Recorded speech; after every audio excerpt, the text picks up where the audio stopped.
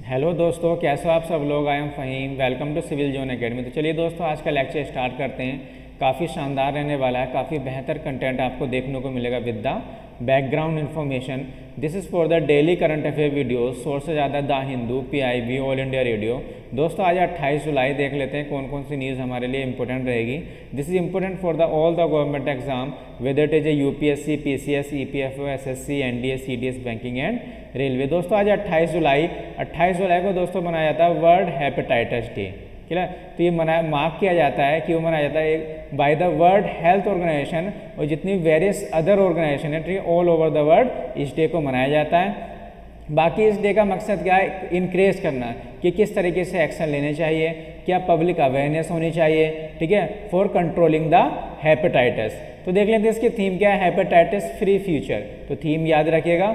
बाकी देख लेते हैं कि इस 28 जुलाई को ही क्यों मनाया जाता है। देख लिए, इसको जो डिस्कवर किया था हेपेटाइटिस बी वायरस को डिस्कवर किया था दोस्तों डॉक्टर बरुच ब्लमबर्ग। ये साइंटिस्ट थे और नोबेल प्राइज विनर थे। क्लियर। तो इनके जो बर्थ एनिवर्सरी होती है 28 जुलाई को होती है, तो इसलिए 28 जुलाई को ये वर्ल्ड हेपेटाइटिस डे मनाया जाता है। क्लियर। और बाकी देख लेते हैं हेपेटाइटिस में क्या होता है। देखिए डिफरेंट टाइप के स्ट्रेन होते हैं, ABCDE। तो 5 तरीके के स्ट्रेन होते हैं, ठीक है। और सबसे जो डेंजर होते हैं, सबसे जो कॉमन होते हैं, वो माना जाता है हेपेटाइटिस B और C, ठीक है। मोस्ट कॉमन स्ट्रेन है और जिससे काफ़ी सारी डेथ भी हो चुकी है। क्लियर। तो ध्यान रखिएगा। बाकी ऑल ओवर द वर्ल्ड देखा जाए तो 1.3 मिलियन लॉस्ट कर जाते हैं इन खाली 2 ही स्ट्रेन के कारण, ठीक है, हेपेटाइटिस B और हेपेटाइटिस C, ठीक है। तो काफ़ी नाम आपने नाम भी सुना होगा, hepatitis B, hepatitis C। Clear. देखिए बी का क्या होता है, बी लगभग तुम्हारा जो भी ह्यूमन बॉडी का लिक्विड फ्लूइड होता है, ठीक है, यहाँ से इस तरीके से इससे लग सकता है, सेलिवा हो गया या कोई भी स्पिट कर देता है, थूक देता है, ठीक है, तो उस तरीके से वायरस दूसरे पर्सन में जा सकता है। और हेपेटाइटिस C का मतलब क्या होता है, ये ब्लड टू ब्लड कॉन्टैक्ट होता है, ब्लड टू ब्लड। मान लीजिए किसी के एक इंजेक्शन निडल लगाया, ठीक है, एक पर्सन के, और वही सुई जो है निडल किसी दूसरे पर्सन के भी लगा दी, ठीक है, वही यूज़ कर लिया, तो इस तरीके से ये ठीक है, इस तरीके से इसमें फैल सकता है ये। तो इसका मतलब क्या होता है, जो हेपेटाइटिस C होता है ब्लड टू ब्लड होता है। क्लियर। और बाकी ह्यूमन फ्लड हो गया, सेलिवा, स्पिट जो थूक देते हैं, तो इस तरीके से फैल सकता है हेपेटाइटिस B। तो देख सकते हैं आप दोस्तों। बाकी टैटू वगैरह हेपेटाइटिस C का एक ये भी है कि जैसे टैटू वगैरह में निडल यूज़ करते हैं, ठीक है, तो यहाँ से भी ये फैल सकता है, तो ध्यान रखिएगा। और जो ये अटैक करता है दोस्तों, एक लीवर पे अटैक करता है, ध्यान रखिएगा, ठीक है। तो देख लेते हैं, अगला देखते हैं। अभी फिलहाल में क्या है, एक राफेल जेट आने वाले हैं दोस्तों, फर्स्ट बैच, ठीक है। अब देखिए 2016 में एक एग्रीमेंट हुआ था लगभग 36 राफेल जेट्स लाने के लिए इंडिया में, ठीक है। ये फ्रेंच के हैं और जो फ्रेंच की जो कंपनी है डसॉल्ट एविएशन, ठीक है, तो यहाँ से इसको लाने का, ठीक है, एक एग्रीमेंट हुआ था 2016 में, जिसकी कॉस्ट थी लगभग 59,000 करोड़। क्लियर। तो अभी फिलहाल में फर्स्ट सेट आ रहा है, लगभग 5 ये जेट आ रहे हैं, और जो बचे हुए 31 है वो लगभग 2021 तक डिलीवर कर दिए जाएंगे। क्लियर। अब देखिए ये जेट है, ठीक है, राफेल जेट्स, इस तरीके से। बाकी इसमें देख लें कौन कौन से आर्म्स आ रहे हैं, तो आर्म मतलब डेडली आर्म्स आ रहे हैं, रडार है इसके अंदर, एडवांस इलेक्ट्रॉनिक्स है, इलेक्ट्रॉनिक वेलफेयर सिस्टम है, सेल्फ प्रोटेक्शन सूट्स वगैरह है इसके अंदर, ठीक है। और ये कहाँ डिप्लॉय हो सकता है, कॉम्बैट, जैसे वॉर लाइक सिचुएशन है वहाँ पे इसको डिप्लॉय किया जा सकता है। बाकी एक इसमें सिस्टम बताया जा रहा है, इक्विप जो है मीका, ठीक है। मीका क्या है, मीका एक कह सकते हैं तुम्हारा एंटी एयर, ठीक है, एंटी एयर मिसाइल सिस्टम है ये। और देख सकते हैं ये फायर एंड फॉरगेट सिस्टम है, ठीक है, फायर एंड फॉरगेट शॉट होता है, ठीक है। और ऑल वेदर सिस्टम है, किसी भी वेदर में ये वर्क कर सकता है। क्लियर। और ये देख सकते हैं दोस्तों मीडियम रेंज मिसाइल सिस्टम है, ठीक है, तो इसलिए से इसको बोला था मीका वेपन सिस्टम। अब देख लेते हैं बाकी इसके लिए जो ट्रेन किया गया था, इसको चलाने के लगभग 12 इंडियन पायलट्स वहाँ पर पहले ट्रेंड किए गए हैं, ठीक है, तो ध्यान रखिएगा। बाकी राफेल जेट देख लेते हैं, इसके बारे में जान लेते हैं क्या इसकी क्वालिटी है।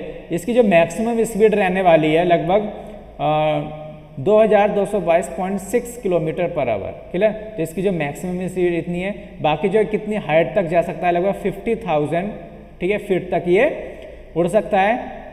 इसका जो एल्टीट्यूड है, जो वेट उठा सकता है दोस्तों, लिफ्ट कर सकता है लगभग 9500 किलोग्राम वेट को ये लिफ्ट कर सकता है। और 1 मिनट में जो राउंड करने वाला है ये लगभग 2500 राउंड जो है, ठीक है, 2500 राउंड 1 मिनट में कर सकता है ये। बाकी ये कैरी कर सकता है, न्यूक्लियर वेपन ले सकता है, ठीक है, long range air to air missile को भी ये कैरी कर सकता है, ठीक है, लेज़र गाइडेड बॉम्ब्स, ठीक है। तो काफ़ी इंपॉर्टेंट है ये, ध्यान रखिएगा, राफेल जेट्स।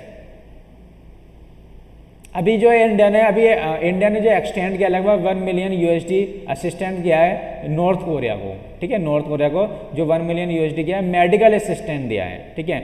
अब किसके तर्ज पे दिया है, रिक्वेस्ट किया WHO ने। देखिए क्यों दिया है, अभी फिलहाल में क्या है, जो नॉर्थ कोरिया, आपने सुना होगा नॉर्थ कोरिया में अभी USA ने सैंक्शन लगा दिए, ठीक है। तो किसी तरीके कोई भी कंट्री इसको हेल्प नहीं कर रही है, तो इंडिया ने क्यों किया आखिर। इंडिया असल में क्या है, इंडिया पार्ट है WHO एंटी ट्यूबरकुलोसिस प्रोग्राम का, ठीक है। तो इसका इंडिया पार्ट है, तो इसलिए इसको एग्जाम्प्ट है इंडिया सेक्शन से, ठीक है, इस प्रोग्राम के तहत, तो इसलिए असिस्टेंट करा रहा है। बाकी देख सकते हैं नॉर्थ कोरिया में बहुत सारे, ठीक है, सैंक्शन लगाए हुए हैं, ठीक है, US ने लगा चुका है। बाकी जो सबसे पहला सैंक्शन लगा था 2006 में लगा था, क्लियर।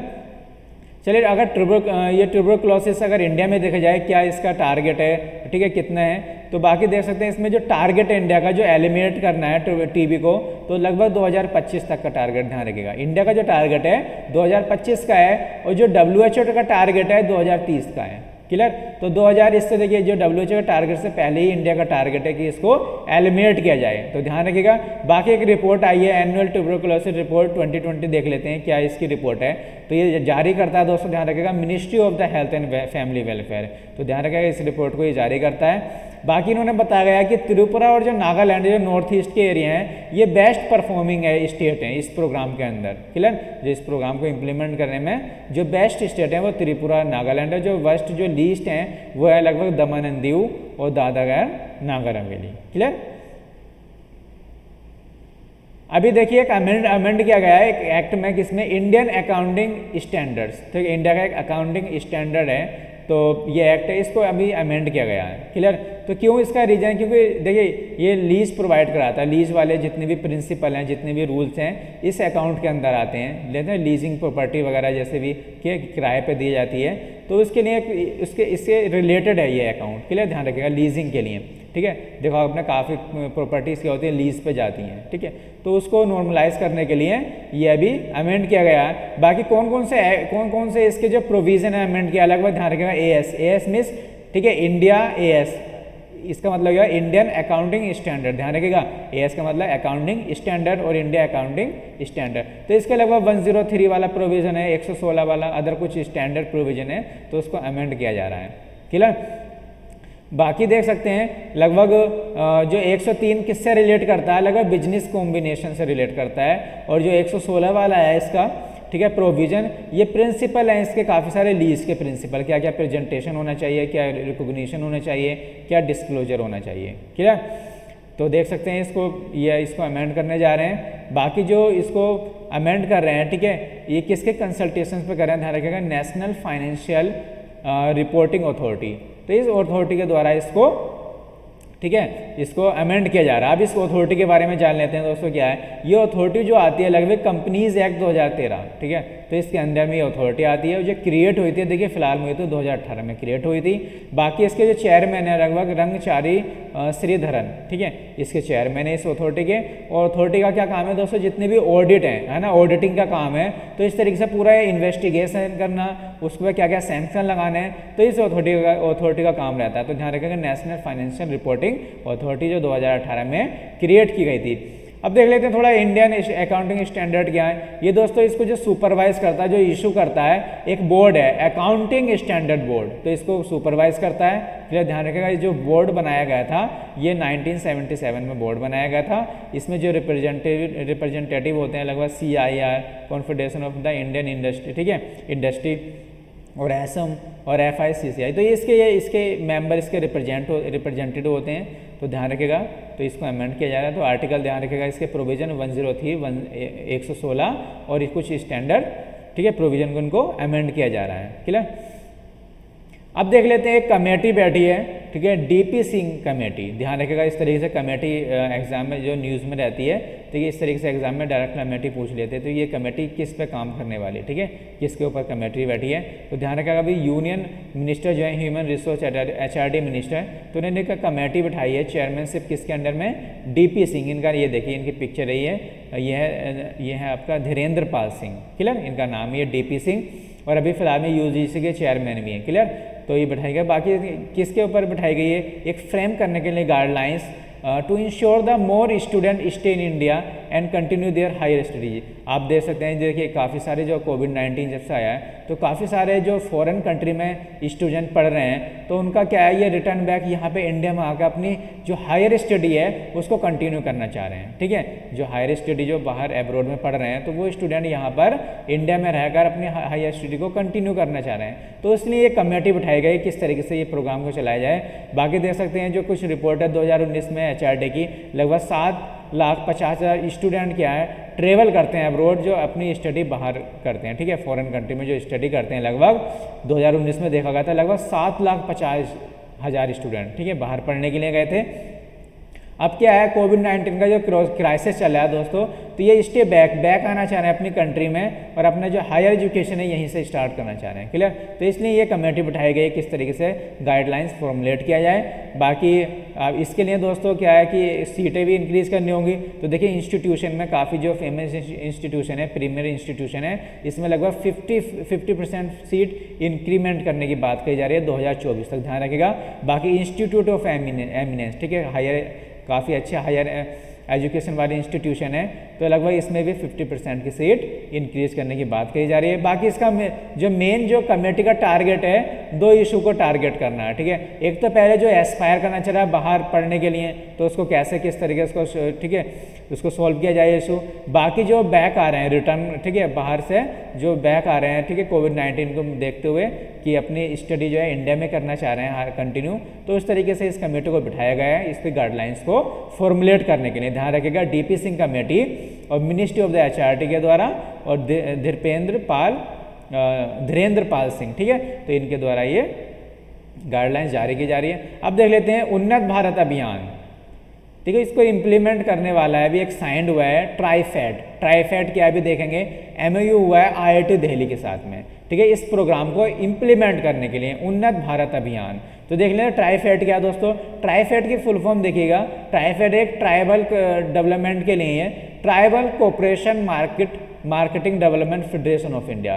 तो ट्राइफेड है दोस्तों, जो भी ट्राइबल में देखिए, जो भी ट्राइबल कम्युनिटी के लोग होते हैं, तो वहाँ पे जितने भी प्रोडक्शन होता है, तो उनके प्रोडक्शन को एक मार्केट प्रोवाइड कराना इसका काम रहता है, ठीक है, कि इनके एक वैल्यू एडिशन, इनके प्रोडक्ट का एक वैल्यू एडिशन करने के लिए एक मार्केट प्रोवाइड की जाए।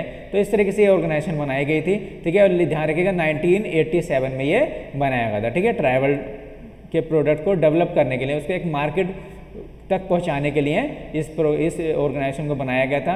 बाकी देख लेते हैं, ministry of the tribal affair के अंडर में आती है, तो इसने अभी एक साइन एग्रीमेंट किया है IIT दिल्ली के साथ में इम्प्लीमेंट करने के लिए उन्नत भारत अभियान, ठीक है। उन्नत भारत अभियान दोस्तों, ये भी क्या है, एक एजुकेशनल, ये जो लिंक करने की बात कही जा रही है, अभी देखेंगे हम किसको, जो भी 5 विलेज हैं, लगभग 5 विलेज को एटलीस्ट कम से कम एक विलेज को एक प्रीमियर लेवल का इंस्टीट्यूट है, हायर लेवल का एक इंस्टीट्यूट लगभग 5 विलेज को, ठीक है, लिंक करेगा। तो इस तरीके से इसको ये उन्नत भारत अभियान चलाया गया था, अभी देखेंगे। बाकी अभी फिलहाल में जो टारगेट है, ये देखिए, एक वन धन प्रोग्राम हुआ था ट्राइफेड के द्वारा, इसने लॉन्च किया था वन धन प्रोग्राम। वन धन प्रोग्राम का मतलब ये है दोस्तों कि जो भी मान लीजिए ट्राइबल एरिया है ना, ट्राइबल एरिया में जो भी प्रोडक्शन होता है, जो भी प्रोडक्ट बनते हैं, है ना, तो उसको किस तरीके से एक अच्छे तरीके से अच्छे लेवल पे पहुंचाया जाए, एक इसको मार्केट प्रोवाइड की जाए। तो इसलिए प्रोग्राम चलाया गया था वन धन प्रोग्राम। तो इसको अब देखिए, इसको जो कनेक्ट करने वाले हैं, कौन से प्रोग्राम के साथ कनेक्ट करने वाले हैं, उन्नत भारत अभियान। ध्यान रखिएगा, एक प्रोग्राम था उन्नत भारत अभियान, इसको कनेक्ट करने वाले हैं वंधन प्रोग्राम ट्राइबल जो भी ट्राइबल कम्युनिटी के जो प्रोडक्ट हैं, जो भी, ठीक है, ट्रेडिशनली जो बनाते हैं वहाँ पर, तो उसको इससे कनेक्ट करने की बात की जा रही है उन्नत भारत अभियान। तो इससे कनेक्ट होने का क्या फ़ायदा रहेगा, क्योंकि दोस्तों उन्नत भारत अभियान से बहुत सारे इंस्टीट्यूशन जुड़े हुए हैं, है ना, बहुत सारे इंस्टीट्यूशन जुड़े हुए हैं। तो इस तरीके से इनके जो प्रोडक्ट हैं एक तरीके से एक अच्छे लेवल पहुंचाया जाए, एक रिसर्च एंड डेवलपमेंट किया जाए और अच्छे उसको एक वैल्यू एडिशन किया जाए इनके प्रोडक्ट का। तो इस तरीके से लिंकेज की बात कही जा रही है। तो इस न्यू एग्रीमेंट के तहत क्या दोस्तों, जो माइनर फॉरेस्ट प्रोड्यूस होगा उसे एक नया एक्सेस मिलेगा। किस तरीके से, टेक्नोलॉजी एक्सेस मिलेगा, ठीक है, और अच्छा उसको प्रमोट किया जाए, अच्छी टेक्नोलॉजी यूज़ करके और अच्छा उसको बनाया जाए। क्लियर, एक डिजिटल सिस्टम प्रोवाइड करने की बात की जा रही है, प्रोडक्ट को कैसे इनोवेट किया जाए, ठीक है, और अच्छे से बनाया जाए। तो इस तरीके से ये नया एग्रीमेंट करने वाला है। बाकी देख लेते हैं जो वंदन स्कीम है, ये ministry of the tribal affair की थी। क्लियर, चलाई थी ट्राइफेड ने, लगभग 14 अप्रैल 2018 को ये स्टार्ट की गई थी। इसका मकसद ये था इम्प्रूव करना दोस्तों जो भी ट्राइबल जो प्रोडक्ट हैं ना, ट्राइबल जो कम्युनिटी के प्रोडक्ट हैं उनको एक तरीके से वैल्यू एडिशन प्रोवाइड कराना। तो ये प्रोग्राम चलाया गया था। बाकी देख लेते हैं उन्नत भारत अभियान जो है, ये देखिए ministry of the human resource and development का प्रोग्राम है। अब देखिए ये जो प्रोग्राम है वंदन स्कीम, ध्यान रखें वंदन स्कीम जो है ministry of the tribal affair का है, मगर जो उन्नत भारत अभियान है ये ministry of the human resource development का। देखिए कंफ्यूज मत हो जाना ना, तो ध्यान रखेगा ये है मिनिस्ट्री ऑफ द HRD का उन्नत भारत, और ये जो है वंदन scheme ministry of the tribal affair. तो इन दोनों स्कीम को एक तरीके से मिलाया जा रहा है, ठीक है। तो देख लेते हैं बाकी इसका, अभी हमने डिस्कस किया था, ये लिंक करने वाला है जो उन्नत भारत अभियान है, ये हायर एजुकेशन इंस्टीट्यूट के साथ में लगभग 5 विलेज, मान लीजिए एक इंस्टीट्यूट लगभग 5 विलेज को डेवलप करेगा, ठीक है, एक हायर इंस्टीट्यूट। तो ये एक प्रोग्राम है और एक तरीके से नॉलेज बेस्ड प्रोवाइड कराने के लिए, क्लियर, उन विलेज का जो भी है सोशल और इकोनॉमिक डेवलपमेंट के लिए, ठीक है। तो इस तरीके से इनको लिंक किया जा रहा है। बाकी अभी देख सकते हैं लगभग 13,702 विलेज ले लिए गए हैं, अडोप्ट कर लिए गए हैं लगभग 2,474 इंस्टीट्यूशन के द्वारा, ध्यान रखेगा, ठीक है। तो इस तरीके से एक तरीके से विलेज रूरल डेवलपमेंट को, ठीक है, ग्रास रूट लेवल जो प्रोग्राम है ये इस तरीके से इसको जो रूरल डेवलपमेंट के लिए ये प्रोग्राम चलाया गया है, क्लियर। तो ध्यान रखेगा उन्नत भारत अभियान और वंदन स्कीम, ठीक है, और इस तरीके से इसको लिंक किया जा रहा है, क्लियर। अब देख लेते हैं अभी श्रीलंका और इंडिया में एक पहला एग्रीमेंट हुआ था स्वैप करेंसी एग्रीमेंट, ठीक है, एक तरीके से इनको स्वैप करेंसी होती। अभी इसे फिलहाल में एक्सटेंड करने वाले हैं और लगभग 400 मिलियन USD। देखिए 400 क्यों कर रहे हैं दोस्तों, 400 लगभग मैक्सिमम लिमिट है जो करेंसी स्वैप की होती है, ठीक है। तो इसलिए अभी श्रीलंका को पहले भी कर चुके हैं और एक्सटेंड करने वाले हैं 400 मिलियन USD, क्लियर। तो ध्यान रखिएगा किसके साथ करने वाले हैं, श्रीलंका के साथ में, और जो एग्रीमेंट चलने वाला लगभग 2022 तक चलने वाला है, क्लियर। अब देख लेते हैं स्वैप, आखिर करेंसी स्वैप क्या होता है, क्या इसकी ज़रूरत पड़ रही है करेंसी स्वैप की। आप देख सकते हैं दोस्तों ये एक फॉरेन एक्सचेंज स्वैप है ना। अब मान लीजिए कोई भी एक्सपोर्ट और इंपोर्ट होता है, एक्सपोर्ट और इंपोर्ट, और मान लीजिए 2 कंट्री, कंट्री 1 कंट्री 2, इनके बीच में कंट्री 1 और कंट्री 2 इनके बीच में एक्सपोर्ट और इंपोर्ट होगा, ठीक है। तो एक्सपोर्ट और इंपोर्ट के बीच में दोस्तों एक करेंसी आती है, ठीक है, एक हार्ड करेंसी आती है जिसके बीच में इनका ट्रेड रहे।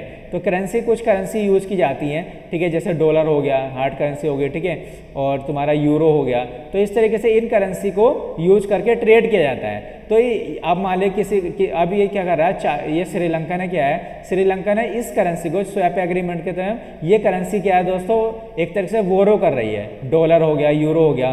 तो ये बोरो करने का मकसद ये है दोस्तों कि अच्छा ट्रेड हो सके, है ना, एक लिक्विडिटी बन सके, ठीक है, एक जो फॉरेन एक्सचेंज की है लिक्विडिटी हो सके। तो इस तरीके से स्वैप एग्रीमेंट होता है ना, क्योंकि डॉलर और यूरो जब इनके पास होगा, ये बोरो कर लेंगे तो ये क्या हो जाएगा, और ज़्यादा ट्रेड कर सकेंगे, है ना, और ज़्यादा प्रोडक्ट ये इंपोर्ट कर सकेंगे। तो इस तरीके से ये एग्रीमेंट हुआ। तो बाकी देख सकते हैं ये जो एग्रीमेंट हुआ किस के तहत हुआ, देखिए किस प्रोग्राम के तहत हुआ। एक पहले एग्रीमेंट हो चुका है सार्क करेंसी स्वैप फ्रेमवर्क, इस फ्रेमवर्क के तहत श्रीलंका के साथ में एग्रीमेंट हुआ है, क्लियर। अब देखिए क्यों, क्योंकि दोस्तों ये सार्क जो श्रीलंका, ये सार्क की ही कंट्री है। अभी हम सार्क देखेंगे, सार्क में कौन कौन से देश हैं, ये एक ऑर्गेनाइजेशन है। तो इस पहले जो देखिए सार्क के साथ में एक फ्रेमवर्क हुआ था, करेंसी स्वैप फ्रेमवर्क, ठीक है। तो इस फ्रेमवर्क के तहत जो श्रीलंका के साथ में इंडिया ने एक म्यूचुअल एग्रीमेंट हुआ है, ठीक है, करेंसी स्वैप का। तो देखेंगे अभी क्या है करेंसी सार्क फ्रेमवर्क। अब देख सकते हैं दोस्तों ये जो स्वैप वाला चल रहा है श्रीलंका के साथ नहीं, ये जापान के साथ भी अलग से कर चुका है इंडिया, बाकी सार्क कंट्री। तो ध्यान रखिएगा जापान के साथ भी कर चुका है और बाकी सार्क कंट्री के साथ में ये स्वैप करेंसी एग्रीमेंट है। और अभी फिलहाल में जो करने वाला है, नेगोशिएट कर रहा है कि इसी जिस तरीके से सार्क और जापान के साथ हो रहा है इसी तरीके से यूएसए के साथ करना चाह रहा है इंडिया, क्लियर। तो अभी नेगोशिएशन चल रहा है। अब देख लेते हैं क्या हुआ था SAARC currency swap agreement, clear. दोस्तों ये साइंड हुआ था, ये 2019 में हुआ था। 2019 में होने के बाद में जो रन करने वाला 2022 तक है, ध्यान रखिएगा 2022 तक है, 2019 से 2022 तक है। बाकी इसके फीचर देख लेते हैं। लगभग जो दोस्तों ये आरबीआई करता है, ध्यान रखिएगा कौन देता है, आरबीआई करता है ये स्वैप एग्रीमेंट। तो जो रिजर्व बैंक ऑफ इंडिया है ये ऑफर करता है swap agreement with overall cost लगभग कितना 2 बिलियन यूएसडी, ठीक है। तो इस तरीके से ये स्वैप ये ऑफर करता है। बाकी एक तरीके से बायलैटरल स्वैप एग्रीमेंट हुआ था सार्क के साथ में। जो सार्क की जो मान लो जो सार्क कंट्रीज हैं उनकी जो सेंट्रल बैंक है और जो इंडिया की जो बैंक है आरबीआई सेंट्रल बैंक, इनके बीच में आपस में क्या जो विश करना चाहता है। देखिए जो भी सार्क की कंट्री चाह रही है कि हम एक तरीके से ये स्वैप एग्रीमेंट करें, तो वो इंडिया के साथ के इंडिया में जो आरबीआई है रिजर्व बैंक ऑफ इंडिया, तो इसके साथ में वो एग्रीमेंट कर सकता है, मतलब बोरो कर सकता है करेंसी को। स्वैप एग्रीमेंट जो करेंसी जो हार्ड करेंसी जो करेंसी चलती है ट्रेड के लिए जैसे डॉलर है ना, यूरो, तो इस करेंसी को क्या है दोस्तों ये बोरो कर सकता है। तो आरबीआई जो सार्क की जितनी भी कंट्री है उसके जो सेंट्रल बैंक है तो आपस में ये एग्रीमेंट कर सकते हैं जो भी विश करना चाह रहे हैं। बाकी देख सकते हैं कौन कौन सी करेंसी यूज करते हैं, आप कर सकते हैं जो सार्क के साथ में डॉलर कर सकते हैं, इंडियन यूपीज कर सकते हैं और यूरो कर सकते हैं, ध्यान रखिएगा, है ना। तो इस तरह के ध्यान रखेगा ये स्वैप एग्रीमेंट अभी श्रीलंका के साथ में हुआ है, करेंसी स्वैप एग्रीमेंट। अब देखिए सार्क का जिक्र हुआ था, सार्क देख लेते हैं क्या इसके फुल फॉर्म है, south Asian association for regional cooperation. देखिए साउथ एशिया के अंदर साउथ एशियन के अंदर जो भी कंट्रीज आती हैं तो उनके बीच में एक आपस में ठीक है इंटरनेशनल एक ट्रेड डेवलप, किस तरीके से ट्रेड को बढ़ावा दिया जाए, क्लियर। तो इस तरीके से ये एक ऑर्गेनाइजेशन बनाई गई। इसमें कंट्री दोस्तों जैसे नाम है साउथ एशियन, तो इसकी कंट्री जो रहेंगी साउथ एशियन ही कंट्री रहेंगी, ध्यान रखिएगा, है ना। कौन कौन सी कंट्री है साउथ एशिया में, लगभग अफगानिस्तान, बांग्लादेश, भूटान, इंडिया, मालदीव, नेपाल, पाकिस्तान, श्रीलंका। अब इनको याद करने की ट्रिक मैंने देखिए एक संडे में क्लास ली थी तो काफ़ी सारी इंपोर्टेंट ऑर्गेनाइजेशन पढ़ाई थी, आप वो लेक्चर दे सकते हैं, ठीक है। तो वहाँ पर देख सकते हैं कि सभी ऑर्गेनाइजेशन को मैंने ट्रिक भी बताई थी किस तरीके से याद करेंगे अभी, ठीक है, इसको देखेंगे। बाकी देख सकते हैं ये जो ये फाउंडेड होती है दोस्तों सार्क, ये होती है ढाका में 1985 में। देखिए डायरेक्टली यहाँ से क्वेश्चन पूछ लिया था, 1985 में ये फाउंड हुई थी और इसका जो हेडक्वार्टर है लगभग काठमांडू नेपाल में, ध्यान रखिएगा। और इसके बीच में जो सार्क कंट्री है दोस्तों इसमें आपस में फ्री ट्रेड एग्रीमेंट भी है जो 2006 में आ गया था, ठीक है। फ्री ट्रेड एग्रीमेंट में डिस्कस काफी बार कर चुका हूँ। यह प्रेफरेंशियल ट्रेड एग्रीमेंट होता है, एक होता है फ्री ट्रेड एग्रीमेंट, ठीक है। तो प्रेफरेंशियल में क्या होता है, कुछ इंपॉर्टेंट प्रोडक्ट जिसको बढ़ावा देना चाह रहे हैं, है ना, मान लो 2 कंट्री हैं, कुछ प्रोडक्ट को बढ़ावा देना चाह रहे हैं कि हाँ इस प्रोडक्ट को हम ज़्यादा ट्रेड करना है, तो उसमें क्या होता है टैरिफ जो होता है, जो भी ट्रेड है ना, टैरिफ क्या होता है, एक टैक्स होता है जो ठीक है ड्यूटी में लगता है, जो दूसरी कंट्री में हम अगर ठीक है इंपोर्ट या एक्सपोर्ट करते हैं तो एक टैरिफ लगता है, टैक्स लगता है। तो उस टैक्स को कम करने के लिए पीटीए होता है, प्रेफरेंशियल ट्रेड एग्रीमेंट, कि टैक्स को जैसे ही टैक्स रिड्यूस होगा तो दोस्तों पता ही है टैक्स अगर रिड्यूस होगा तो ज़्यादा ट्रेड होगा, है ना। तो इसलिए इस टैक्स को रिड्यूस किया जाता है कि ज़्यादा ट्रेड हो सके और उस प्रोडक्ट को ज़्यादा एक्सपोर्ट कर सकें, क्लियर। तो उसमें होता है preferential trade agreement. Free trade agreement और भी इसका एक्सटेंड वर्जन है, कह सकते हैं एक तरह से टैक्स टैरिफ को और भी लगभग 0 लेवल तक ले गए, अब कोई टैरिफ नहीं लेगा, अब और ज़्यादा इसमें ट्रेड हो सकेगा, तो उसको बोलते हैं फ्री ट्रेड एग्रीमेंट। तो फ्री ट्रेड एग्रीमेंट 2006 में हो गया सार्क कंट्री के बीच में, क्लियर। लगभग 8 मेंबर है इसके अंदर, और जो सबसे 8वां दोस्तों के एग्जाम में आया था, सबसे लास्ट वाले जो जुड़ा था वो अफगानिस्तान जुड़ा था 2007 में। बाकी देख सकते हैं फर्स्ट समिट जो हुई थी ढाका में हुई थी 1985 में बांग्लादेश में, और जो 18th नंबर की समिट हुई है काठमांडू नेपाल में हुई है। जो 19th नंबर की समिट होने वाली थी पाकिस्तान में, वो होने वाली थी 2016 में दोस्तों, वो कैंसिल हो गई थी, क्लियर। तो ध्यान रखिएगा, तो 2016 में होने वाली थी इस्लामाबाद में, वो कैंसिल हो गई थी। तो लास्ट समिट जो है हमारी 18th नंबर की समिट है जो काठमांडू नेपाल में हुई है, क्लियर। अब देख लेते हैं सार्क कंट्री को याद करने के मैंने ट्रिक बताई है, और देख लेते हैं क्या ट्रिक है, याद रखिएगा काफी इंपोर्टेंट अच्छे ट्रिक है। MBBS पेन, ठीक है, MBBS पेन, क्लियर। तो MBBS मतलब M मींस क्या हो गया मालदीव, B मीन्स बांग्लादेश, अगला भी हो गया भूटान, S श्रीलंका, पी पाकिस्तान, ए अफगानिस्तान, आई इंडिया और एन नेपाल। देखिए इस तरीके से आपको याद रहेगा, भूलेंगे नहीं, MBBS पेन। तो ये आपकी 4 कंट्री हो गई। अभी देखिए एक वैक्सीन इंडिया, देखिए वैक्सीन क्लिनिकल ट्रायल करने वाला है। एक ऑक्सफोर्ड की वैक्सीन है कोविशील्ड वैक्सीन, ठीक है, कोविशील्ड वैक्सीन अभी इसे अप्रूव कर दिया, अनाउंस किया central drug standard control organisation. इन्होंने अभी अनाउंस कर दिया है कि जो ये ऑक्सफोर्ड यूनिवर्सिटी की वैक्सीन है, ये अभी इंडिया में ट्रायल होने वाली है, क्लिनिकल इसका ट्रायल होने वाला है। ध्यान रखिएगा, कोविशील्ड। तो किसके है ये वैक्सीन? ये ऑक्सफोर्ड यूनिवर्सिटी की वैक्सीन है। क्लियर। अभी जो कंडक्ट आने वाला है इंडिया फेज 3 कराने वाला। फेज 3 का मतलब क्या है? लगभग 4000 से 5000 पीपल का टेस्ट किया जाएगा। क्लियर। तो देख सकते हैं बाकी इस वैक्सीन को दोस्तों टेस्ट हो चुकी है लगभग यूनाइटेड किंगडम में, यूके में, साउथ अफ्रीका में, ब्राजील में, यहाँ पे ये टेस्ट हो चुकी है। इसकी जो कॉस्ट बताई जा रही है लेस देन 1000 है। अब देखिए ये तो आपके दे सकते हैं कि ऑक्सफोर्ड यूनिवर्सिटी की वैक्सीन है। इंडिया में भी दोस्तों वैक्सीन बन चुकी है, लगभग इसका ट्रायल चल रहा है। जैसे कोवैक्सीन काफी न्यूज में है, ये इंडिया की पहली वैक्सीन है, ठीक है, भारत बायोटेक ने जो बनाई है। और देखिए ये भारत बायोटेक, ध्यान रखिएगा, इसने पहली वैक्सीन बनाई है, तो इसलिए एग्जाम में आ जाता है, ठीक है। तो इस तरीके क्वेश्चन। बाकी जो इसको लॉन्च करने वाले हैं 15 अगस्त को 2020 को एक वैक्सीन हो रही है जिसका ट्रायल चल रहा है अभी, जाइकोव डी, ठीक है, ये बनाया गया दोस्तों जायडस कैडिला के द्वारा। बाकी सीरम इंस्टीट्यूट ऑफ इंडिया ने भी डेवलप कर रहा है अभी यूएस किसके साथ में, यूएस बेस्ड बायोटेक के साथ में। क्या नाम है इसका? कोडाजेनिक्स, ठीक है। तो अभी प्री क्लिनिकल ट्रायल में है ये, तो इस तरह से दे सकते हैं। तो ध्यान रखिएगा कोविशील्ड वैक्सीन किसकी है? ऑक्सफोर्ड यूनिवर्सिटी की है। तो अभी इंडिया में ये ट्रायल होने वाला है।